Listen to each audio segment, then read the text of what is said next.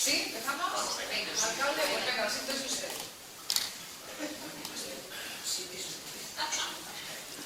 Vale, venga. Bueno, no tenía yo previsto presentar la conferencia de María Pía, pero estoy encantada de hacerlo porque ya tiene hecha la presentación.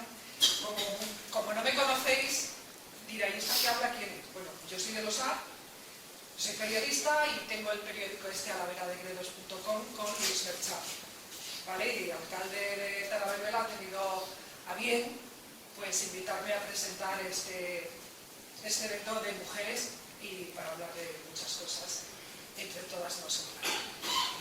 A lo que toca, María Pía. Os voy a contar porque nos he hecho una pequeña semblanza. Ella recibió, María Pía Timón Tiemblo, recibió en 2021 el Premio Nacional de Restauración y Conservación de Bienes Culturales. Es decir, es la primera vez que se instauran los premios y es la primera persona que lo recibe, es madrileña, es berata y es pionera. Y tenemos más cosas que contar sobre eso. Pía nace en 1954 en Madrid de la Vera, inició su trayectoria profesional en el Museo de Artes y Tradiciones Populares de la Universidad Autónoma de Madrid.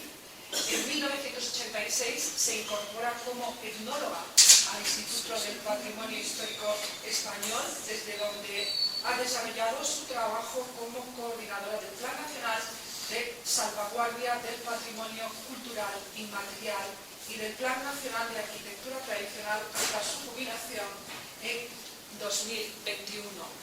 María Pía, esta berata ilustre, es la artífice intelectual de lo que se conoce actualmente como el patrimonio inmaterial, es decir, la jota, la música, esas cosas que no podemos tocar, pero que es patrimonio.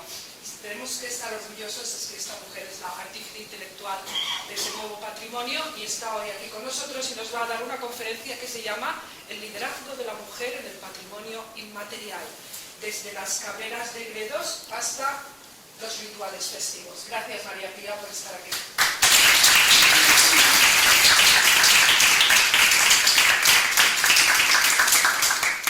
Muchísimas gracias, Soraya, por esa presentación. Muchísimas gracias. Y gracias a Peter por haberme invitado. Y también, sobre todo, gracias a todas y a todos los que estáis aquí para escucharme, que bueno, para mí es un placer saber que Talavera es, bueno, pues como si fuera, no sé, si Madrigal, Talavera monta tanto monta, y sobre todo desde el punto de vista sentimental, digamos que tengo una vinculación muy fuerte con Madrigal, o sea, con Talavera, que prefiero no hablar en ella porque se terminaría emocionando. O sea que bueno, que para mí es un orgullo estar aquí y que parte de las personas que están aquí sean miembros de mi familia, a la que he adorado y me han adorado desde que era muy pequeña. Que podemos decir que desde el 2006 nosotros incluimos en nuestra legislación el patrimonio cultural y material. ¿Qué es ese patrimonio? Pues son los usos, representaciones, conocimientos, saberes, expresiones, técnicas, pero junto con los instrumentos, objetos, artefactos y espacios culturales que les son inherentes. Esto es muy interesante porque para el patrimonio etnológico, que digamos que era el anterior, pues se separaba lo que era inmaterial, lo que era la jota, se separaba de la indumentaria, porque era una cosa material, y del espacio donde se bailaba. Para el patrimonio cultural inmaterial, tanto lo inmaterial como lo mueble, como el espacio o el mueble, forma parte de lo mismo, no se puede separar. Según el nuevo concepto de cultura, no se puede separar lo inmaterial de lo material. Entonces, bueno, yo creo que con eso ha quedado claro y con otro elemento importantísimo, y es que el patrimonio cultural y material tiene que estar vivo. Es decir, que puede venir desde el paleolítico, desde el neolítico, desde época medieval, puede ser que hay muchísimas tradiciones que ahondas en las fuentes documentales, en los archivos, y vienen desde la época medieval. Pero para que lo podamos llamar patrimonio cultural y material es que ese patrimonio siga vivo. El paseo, pues es patrimonio cultural y material, porque es una fiesta que se sigue experimentando y celebrando. ¿Entendéis? Aunque venga, documentalmente sabemos que viene desde muy antiguo. Pero además tiene otra particularidad este patrimonio, que es transmitido. Por eso, claro, mucha gente dice, pero bueno, entonces también esto es inmaterial. No, porque tiene que tener una transmisión. Y eso es lo importante, la transmisión de generación en generación. Y otra cosa importante que la UNESCO lo ha dado una importancia increíble es que es recreado. ¿Qué quiero decir con esto? Pues que si fosilizamos manifestaciones del tipo que sea y no se adaptan a las exigencias culturales, sociales del momento, terminan desapareciendo. Está totalmente demostrado.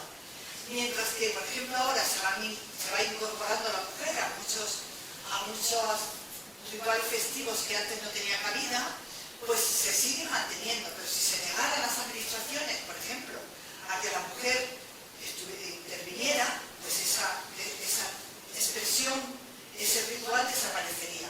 Es decir, que la importancia del patrimonio cultural y material es que se va recreando en función de todos los sistemas económicos, sociales, políticos del momento. ¿Vale? Bueno, aquí veis, he traído sobre todo imágenes, por supuesto, de la Vera, pero también de Cáceres y de Extremadura en general. Estas dos, como lo veis que lo pone, no me voy a retener en los detalles para avanzar. Ahí veis una procesión de la Virgen del Rosario del Paseo de Talaveruela a vuestra derecha, y a mi izquierda, pues en Montánchez, una procesión, la ofrenda de panes de San Blas en Montánchez. Estas características que comentamos del patrimonio cultural y material, cualquiera de nosotros, de los que estamos aquí, tenemos vinculación con una tradición. Como cualquier pueblo de la Vera tiene rituales festivos, tiene expresiones musicales, sonoras, tiene tradición oral, tiene un montón de cosas que se incluyen dentro de ese patrimonio cultural y material. ¿Qué características tiene? Primero, interiorizado en los individuos y en las comunidades, en los pueblos, como parte de nuestra identidad. Esto es fundamental. Nosotros, los de Madrigal, si no tenemos para nosotros la luminaria, ¿no? Por ejemplo, pues forma parte de nuestra identidad, desde niños, de adolescentes, de mayores, de todo, ¿no? Por lo tanto, remite a la biografía individual, pero también colectiva, porque no solamente es nos remite a nuestra biografía y a la colectiva.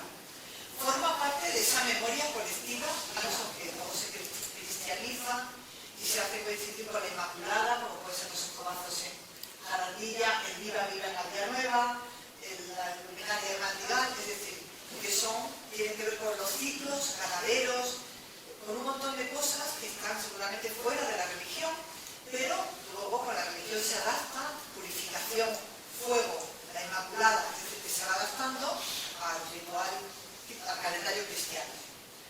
Experimentado lo Inmaculado, como decía, en tiempo presente. Esto es una imagen de la danza de italiana de Garganta de la Olla, que bueno, como es solamente femenina, cosa rara, ahora veremos otras danzas, que casi todas las danzas son masculinas. Ahora comentaremos esto. Seguimos con las características. Vincula el pasado y el futuro, pero a través del presente. Aquí veis fotos antiguas del paseo y fotos actuales, ¿no? Es decir, el pasado con el futuro, pero a través del presente, que es lo que no. Se transmite y se recrea. Es vivo y dinámico, por eso es vivo y dinámico, porque se puede estar recreando y se puede estar introduciendo elementos que han encajado y que parece que la comunidad portadora está de acuerdo, aparte de las autoridades, sobre todo UNESCO pone en primer lugar la comunidad portadora, ¿no? Y las autoridades y las administraciones, siempre y cuando la comunidad portadora esté de acuerdo, o sea iniciativa de ella. De hecho, la UNESCO, cuando a mí, por ejemplo, que me tocó, el último expediente que yo hice en el Ministerio de Cultura fue el del toque manual de campanas. El toque manual de campanas, que ya se ha declarado Patrimonio de la Humanidad, pues, por ejemplo, la UNESCO nos felicitó por la cantidad de asociaciones y de comunidades portadoras que habían firmado. Si no, lo echa para atrás. Si viene de la administración, la UNESCO lo echa para atrás. Es decir, es normal. Son expresiones que salen del pueblo y han sido para el pueblo. Está muy bien que las autoridades las apoyen, las difundan, las promocionen, pero de donde sale y de donde parte siempre ha sido del pueblo. Si las señoras de Talaveruela que hacen las floretas no las hicieran, una buena parte de ese ritual desaparecería. Gracias a ellas eso sigue vivo. Reservado, lógicamente, por esa comunidad. Interconectado con la dimensión material de la cultura, porque todo el mundo se piensa que al decir inmaterial es solo la parte inmaterial. Pero tiene esa parte que le vincula y la indumentaria, si es que la necesita, en este caso no, pero las floretas, todo eso forma parte de ese patrimonio cultural inmaterial. Determinado por un tiempo y un marco entorno espacial.